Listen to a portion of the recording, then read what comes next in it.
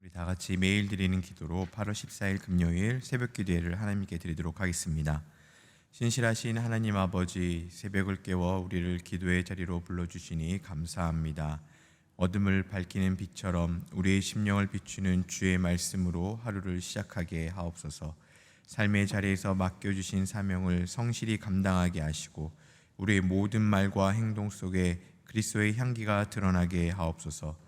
가정마다 주의 평강이 다스리게 하시고 복음의 능력 안에서 춤추는 가정이 되게 하옵소서.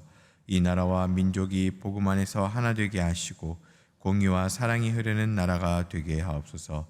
우리 교회의 5대 본질인 예배와 교육과 선교, 성도의 교제와 봉사를 기쁨으로 감당하게 하옵소서. 특별히 담임 목사 청빙을 위해 간구하오니 하나님의 마음을 닮은 신실한 목자를 허락하여 주옵소서. 청빙의 모든 과정마다 성령님께서 주관하여 주시고 온 성도가 기도로 하나 되어 하나님의 인도하심을 바라보게 하옵소서. 예수 그리스도의 이름으로 기도드립니다. 아멘. 우리 다 함께 찬송가 85장 함께 찬송하시겠습니다. 85장입니다.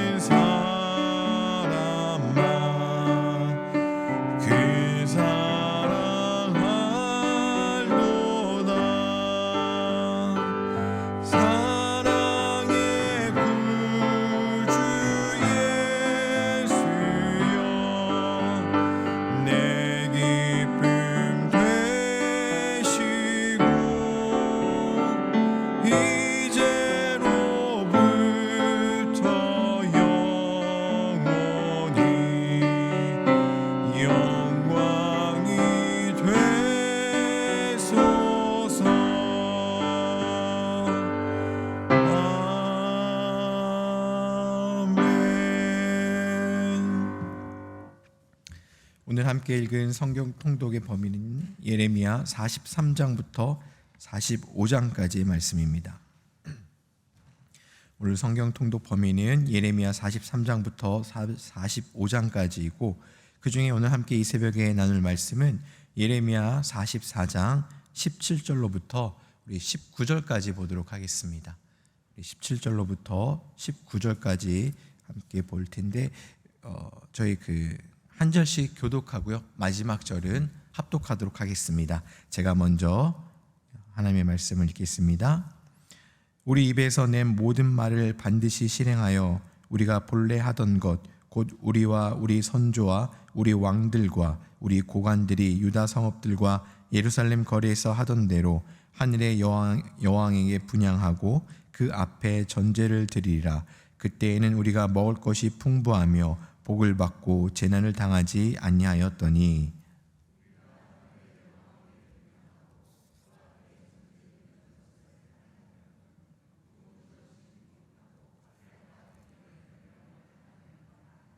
다 함께 읽겠습니다. 여인들은 이르되 우리가 하늘의 여왕에게 분향하고 그 앞에 전제를 드릴 때에 어찌 우리 남편의 허락이 없이 그의 형상과 같은 과자를 만들어 놓고 전제를 드렸느냐 하는지라. 이제 아침 저녁으로 좀 일교차가 조금씩 벌어지는 것 같습니다. 이럴 때일수록 우리 성도님들 더욱더 강건하시고 또 오늘 하루도 하나님 은혜 안에 머무는 귀하고 복된 삶이 되시길 주님의 이름으로 축복합니다. 오늘 말씀은 어제 말씀과 조금 이어서 함께 생각해 보고자 합니다. 어제 우리가 잠깐 나눴던 말씀에 보시면 남유다가 바벨론에 의해서 완전히 멸망을 했는데 그 바벨론 왕이 유다 총독으로 세운 그다랴가 있습니다. 그 그다랴라는 인물이 암살을 당하자 유다 백성들과 요하나는 그 바벨론의 그 보복이 두려워서 애굽으로 피신을 하게 됩니다. 그 과정에서 예레미야에게 기도를 부탁했지만 그들이 원치 않는 답을 얻자 오히려 불순종하고 또 애굽으로 가는 일을 강행하게 됩니다. 그런데 말씀해 보니까 예레미야 선지자와 바룩도 강제로 끌고 가는 모습을 오늘 성경 통독 범위에서 우리는 볼 수가 있습니다. 예레미야 선지자와 서기관 바룩마저 끌고 그들이 원하는 대로 애굽 땅으로 피신을 합니다.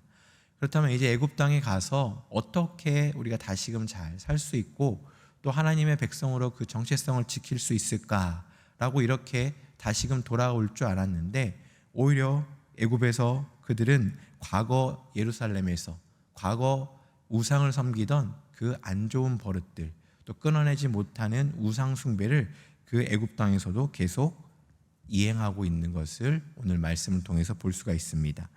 이 상황에서 함께 갔던 예레미야는 애굽에 사는 백성들에게 그 우상 숭배에 대해서 무섭게 책망을 하고 경고를 하는 장면이 나옵니다. 근데 그 경고를 들은 백성들의 반응이 무엇이냐? 우리는 원래 이렇게 했습니다. 예전부터 이렇게 했는데 왜 이제 와서 하지 말랍니까? 라고 따져 묻듯이 예레미야에게 이야기하는 장면이 바로 오늘 읽은 본문 3절의 장면입니다. 그래서 오늘 본문을 읽다 보시면 조금 날카롭게 서 있고 뭔가 따지는 듯한 그런 말씀이 그 안에 기록되어 있는 것을 보게 되는데 이 유다 백성들이 예레미야에게 그렇게 따지고 드는 장면인 거죠. 한마디로 그들의 주장을 이야기하고 요약해 보면 이겁니다. 우리가 예전에 우상 숭배할 때는 우리가 형편이 좋았는데 우상 숭배를 금하니까 우리가 궁핍해졌다라는 겁니다. 참 어이없고 좀 어리석은 논리를 그들이 참 펼치고 있는 것을 보게 됩니다. 그런데 여러분들 이 유다 백성들이 계속해서 자기네들이 섬기겠다라고 주장하고 있는 하늘의 여왕 그들은 누군가 하면 당시 시대에 다산과 풍요와 쾌락을 관장이었던 아스타롯이라는 우상입니다. 백성들은 이 우상을 잘 섬겼던 므낫셋 왕 시대에는 우리들과 겉보기에는 평화롭고 풍족했는데 요시야 왕이 종교개혁을 일으키고 우상숭배를 폐지한 이후부터는 외적으로부터 침입도 많이 받게 되고 나라가 더 어려워졌다라고 이렇게 주장을 하고 있습니다. 역사를 완벽하게 잘못 해석하고 왜곡하고 있는 그들의 어리석음을 보는 거죠. 그들이 이렇게 멸망하게 된 이유는 그들이 우상 숭배를 하지 않아서가 아니라 오랫동안 쌓아왔던 불순종과 우상 숭배의 결과였는데 그것을 알지 못한 채 눈에 보이는 그 짧은 현상들만 보고 우리가 우상 숭배를 금하니 우리가 더 어려워졌다. 그래서 우리는 계속해서 우상을 섬기겠다라고 하고 있는 어리석은 논리를 펼쳐내고 있는 것을 보게 됩니다. 그래서 우리가 이 말씀을 읽다 보면요 이런 생각이 들 수 있습니다. 저 사람들 왜 저러지? 왜 저렇게 모를까라고 우리는 물음표가 생길 수도 있을 것 같아요. 근데 여러분들 그 물음표를 여기 있는 유다 백성들에게 물음표를 두는 것이 아니라 그 물음표를 내 삶으로 한번 가져오면 어떨까라는 생각을 해보았습니다. 이런 그들의 모습들, 저 사람들 왜 이렇게 어리석지? 왜 모를까라는 그런 물음을 신앙의 동기로서 나에게 갖고 와서, 그렇다면 내 삶은 어떤가? 라고 우리는 한번 생각해 볼 수 있을 것 같습니다. 우리는 눈에 보이는 목상이나 우상에게, 석상이나 그런 것에 절을 하거나 우상을 숭배하지 않는 그리스도인의 삶을 살고 있습니다. 그런데 여러분들, 눈에 보이진 않지만 혹여 내 안에 하나님보다 더 우선시되고 있는 것이 있지 않은지를 우리는 한번 점검해 볼 수 있을 것 같습니다.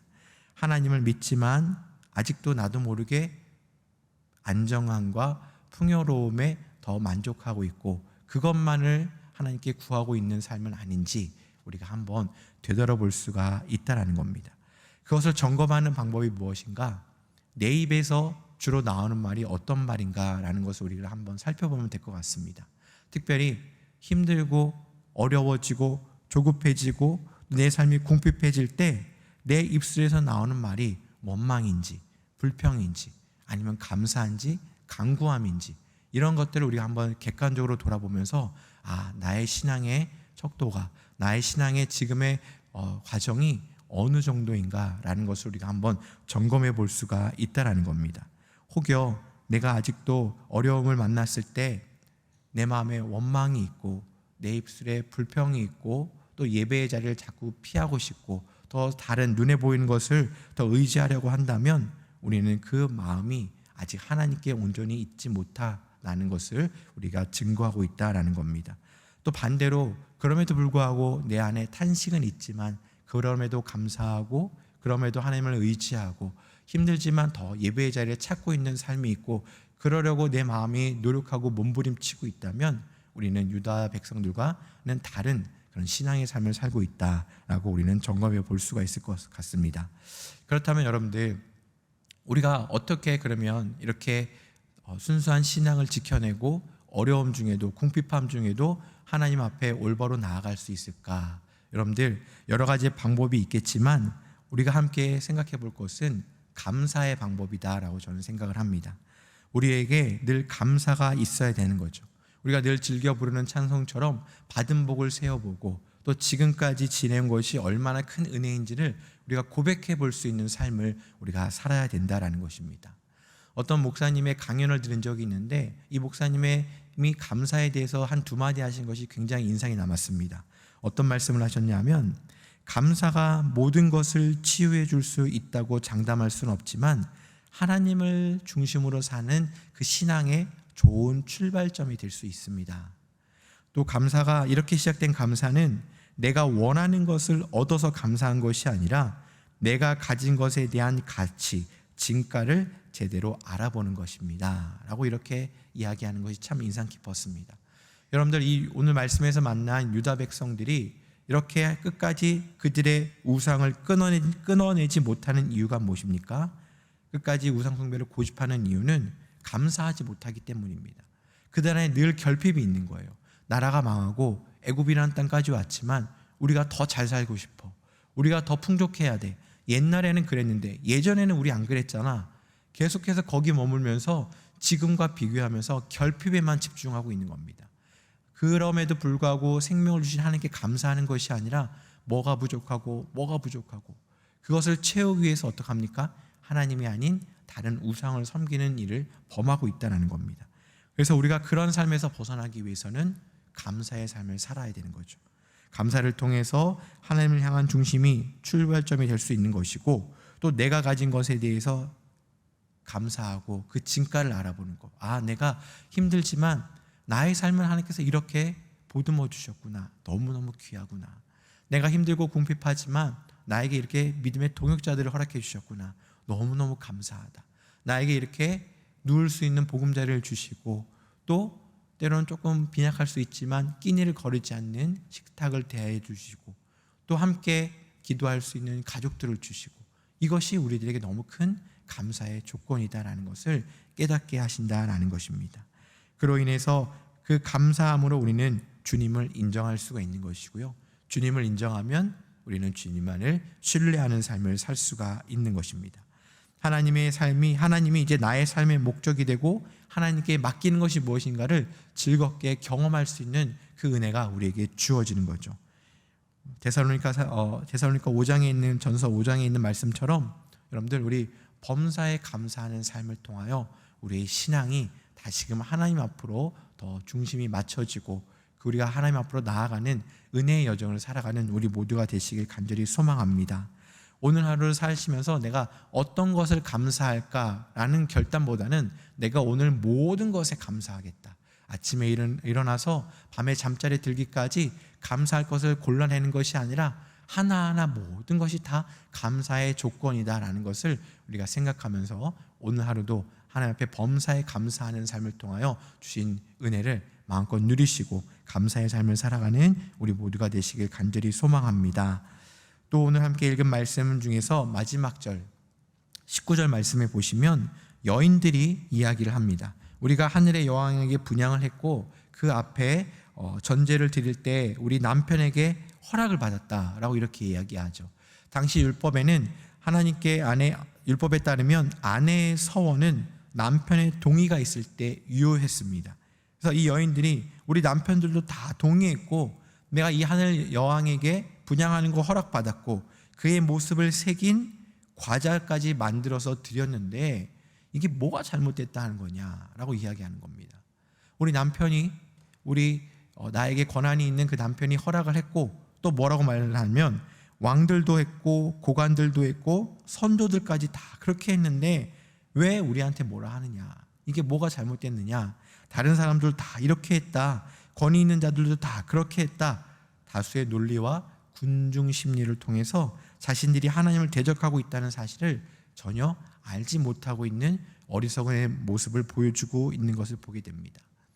여러분들, 이런 상황을 만나면 너무너무 답답하고 어찌할 바를 모르는 것이 바로 우리들의 모습이 아닐까라는 생각을 해봤습니다. 그럼 어떻게 해야 될까요, 여러분들? 우리가 어떻게 이걸 지혜롭게 이어갈 수 있을까? 여러분들, 이럴 때일수록 이런 상황을 바라볼 때 우리는 우리의 눈이 아닌 하나님의 말씀이 세상을 바라보는 렌즈가 되도록 우리는 노력해야 된다는 것입니다. 하나님의 말씀으로 이 상황을 해석하고 하나님의 말씀으로 나의 상황을 해석할 수 있는 삶을 우리는 살아가야 되는 거죠. 말씀을 통해 그 문제를 바라보고 하나님의 관점에서 그 문제를 바라볼 수 있어야 된다는 것입니다. 말씀이 우리 안에서 멀어지면 사람들은 오늘 본문에서 만난 사람들처럼 스스로 주인이 되고 스스로 판단하려는 경향이 있다는 거죠. 그렇기 때문에 우리는 그 위험을 알기에 하나님의 말씀이 나를 바라보고 하나님의 말씀이 우리의 삶을 바라볼 수 있는 그러한 관점의 삶을 우리는 살아가야 된다는 것입니다.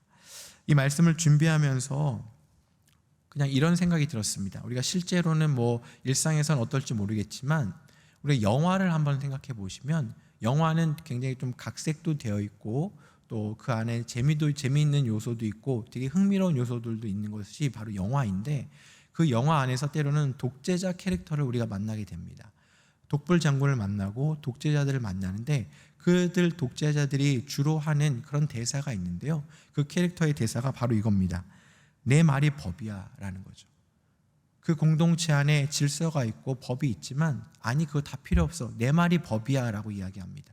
그래서 그 독재자들은 자신이 말이 법이기 때문에 내 말만 들으면 돼, 내 뜻대로 하면 돼 라고 이야기하는 거죠. 근데 여러분들 가만히 우리가 영화를 보면 어떻습니까? 그 말에 모순이 많다라는 걸 알게 됩니다. 코에 걸면 코걸이요, 귀에 걸면 귀걸이인 법이라고 이야기하는 거죠. 아무런 논리가 없이 그냥 자기의 기분 따라 상황 따라 모순 덩어리의 이야기를 놓고 법이다라고 이야기를 합니다. 영화를 보면 이야기하죠. 아유, 왜 저 사람 저럴까? 저 캐릭터 왜 저렇게 나올까? 아유, 좀 답답하네 라고 이야기할 수도 있을 것 같습니다. 근데 여러분들, 아까 우리가 그 유다 백성들의 모습을 보면서 나의 모습을 본 것처럼 이 영화를 통해서도 우리가 나의 모습을 볼 수가 있는 거죠. 아, 왜 저러지? 라고 했을 때 우리도 저 자리에 있다면 어떨까? 우리도 별반 다르지 않을까라는 생각을 해본다라는 겁니다. 여러분들, 우리의 말이 법이 되고 내가 주인이 되고 내 뜻이 법이 된다면은 우리는 완전하지 않기 때문에 늘 모순 덩어리에 살 수밖에 없다라는 겁니다. 그런데 영원히 변하지 않는 진리의 하나님의 말씀이 우리의 법이 되고 우리의 관점이 되고 세상을 보는 눈이 된다면 그것은 결코 변하지 않는 진리로, 변하지 않는 은혜로 우리들에게 말씀해 주시고 그 문제를 해결해 주시는 하나님을 우리가 만날 수가 있다라는 겁니다. 사랑하는 성도 여러분, 우리가 신앙생활을 하고 있지만 이 신앙은 기분대로 하는 것도 아니고 분위기 따라 하는 것도 아니고 우리의 감정대로 따라 하는 것도 결코 아닙니다. 사람들이 다 넓고 편하고 타협의 길로 몰려간다 할지라도 오늘 나은 사람만큼은 하나님이 만약에 좁은 길로 가라고 하시면, 반대로 가라고 하시면 우리는 그 길에 순종하고 그 길로 들어설 수 있는 그런 은혜의 삶, 하나님의 관점으로 바라볼 수 있는 그런 은혜의 삶을 우리는 결단해야 될 것입니다. 바라기는 오늘 하루를 사시면서 하나님보다 더 사랑하고 하나님보다 더 의지하고 있는 것이 있다면, 그것이 또 마치 내가 겉으로는 아니지만 나도 모르게 우상을 섬기는 것처럼 여겨지고 있다면 과감하게 끊어내시길 간절히 소망합니다. 그리고 그 끊어내는 과정 속에서 가장 좋은 방법인 늘 범사에 감사하는 방법으로 하나님 앞에 돌아가는 우리의 삶이 되었으면 좋겠습니다. 뿐만 아니라 말씀으로 우리의 삶을 조명하고 세상을 바라보고 하나님 앞에 또 하나님의 뜻에 순종하면서 한 걸음 한 걸음 우리 안에 임재하고 계시는 주님과 동행하는 기쁨을 누리시며 오늘 하루도 말씀으로 승리하는 우리 모든 사랑하는 영락교회 모든 성도님들 되시길 주님의 이름으로 축복합니다. 함께 기도하겠습니다. 하나님 아버지 감사드립니다. 지난밤도 주님 품에 품어주시고 오늘 이렇게 첫 시간을 주님께 드릴 수 있도록 인도하여 주시니 감사드립니다. 하나님, 오늘 유다 백성들의 끊어지지 않는 우상 숭배의 모습을 보면서 우리의 모습을 돌아보았습니다. 하나님, 우리도 여전히 어리석고 부족한 모습이 있다면 하나님 용서하여 주시고, 입술로는 주님을 부르지만 마음 깊이 또 주님이 아닌 것을 따라갔다면 하나님 저희들 그곳에서 끊어내어 주시고 늘 범사에 감사함으로 주님 앞에 다시금 엎드리는 삶을 살 수 있도록 인도하여 주시옵소서.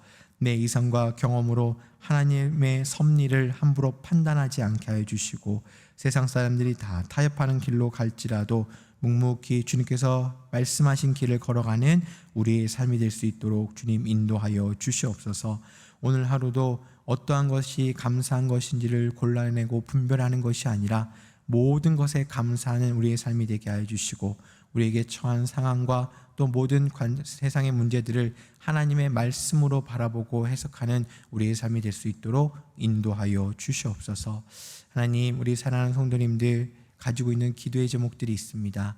하나님, 그 기도의 제목들을 주님 앞에 올려드릴 때 하나님 응답하여 주시옵시고, 우리가 원하는 응답이 아닐지라도 하나님의 응답을 믿고 따르고 순종하는 우리의 삶이 될 수 있도록 인도하여 주시옵소서. 특별히 육신의 연약함으로 어려움 중에 계신 분들을 주님 앞에 올려드립니다. 하나님, 어린아이로부터 우리 어르신들에 이르기까지 원치 않는 질병으로 또 고통받고 있는 우리 성도님들을 지켜보호하여 주시옵소서. 오늘 하루 어제보다 더 건강하고 회복된 하루를 꿈꾸며 하루를 시작합니다. 하나님, 오늘 하루도 회복의 은혜를 허락하여 주시옵시고, 하나님께서 어떻게 만지신지를 가만히 바라보고 또 경험하면서 살아계신 하나님만을 또 높이고 찬양하는 우리 모두가 될 수 있도록 인도하여 주시옵소서. 저희들 중보자의 역할을 감당하길 원합니다. 하나님, 이웃들을 위해서 중보하게 하시고 또 어려운 사람들을 외면하지 않게 해주시며, 지구 반대 끝에 있는 그 어려움을 당한 하나님 우리 이웃들도 저희들이 기억하며 함께 기도할 수 있도록 인도하여 주시옵소서. 교회를 위해서 기도하게 하시고 나라와 민족을 위해서 기도하게 하시고, 아버지 하나님, 우리 앞으로 펼쳐질 하나님의 놀라운 은혜를 기대하고 사모하며 살아가고 또 기도로 준비하는 우리의 삶이 될 수 있도록 주님 역사하여 주시옵소서. 하나님, 저희들의 마음이 온전히 하나님의 합한 마음이 되길 원합니다. 시간이 가면 갈수록 믿음과 소망과 사랑이 더욱더 굳건해지는 우리의 삶이 될 수 있도록 주님 역사하여 주시옵시고, 하나님, 늘 하나님의 음성에 귀를 기울이고 하나님께 영광 돌리는 우리의 삶이 될 수 있도록 인도하여 주시옵소서. 오늘 하루도 주님께 의탁드리오며 이 모든 말씀 예수님의 이름으로 기도드립니다. 아멘. 오늘 함께 작은 소리로 합심하여 기도하기를 원합니다. 함께 기도하실 때 내면의 죄악된 모습을 벗어버리고 우리 하나님만을 경외하고 범사에 감사하는 삶을 살아가는 우리 모두가 되게 하여 주시옵소서. 그렇게 기도하겠습니다. 또 계속해서 기도하실 때 18개 교구의 모든 구역들을 지켜주시고 방학 중에도 영적으로 깨어 기도할 수 있도록 인도하여 주시옵소서. 금요 기도회를 통해 성도들이 온 마음으로 하나님을 찾고 함께 기도하고 응답받는 우리 기도의 시간이 될 수 있도록 함께 인도하여 주시옵소서. 이러한 제목들로 함께 기도하시고 개인 기도 제목으로 충분히 기도하신 이후에 우리 삶의 자리로 나아가도록 하겠습니다. 함께 기도하겠습니다.